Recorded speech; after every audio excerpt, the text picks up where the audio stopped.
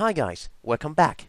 Well, as I've promised, if there's a COUNTIF function, of course, there's also a COUNTIFS function, right? So, what if we want to count, a range, and we want to count with several conditions? So, we will use the COUNTIFS function. So, type in equals COUNTIF here. So, counts the number with a given set of conditions. So several conditions, use the COUNTIFS function. Okay? Press tab. And the criteria range, of course, is our range. Like this one, select it. And the criteria, the first criteria, well, we want all the numbers which exceed 50.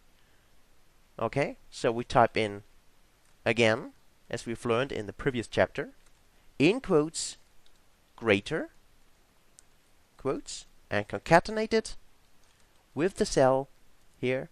Alright. And the criteria range 2, again, of course, is the same range. Select it. And the criteria 2 is smaller. So again, in quotes, smaller, quotes, and concatenate it again than 100. Alright. C4, and now close the parentheses, press enter, and we have 10 numbers which are greater than 50 and smaller than 100 in our range. Alright? So that was the COUNTIFS function, and thank you for watching. Again, stay tuned for more interesting videos, keep following the course, and you will be an excellent professional in no time.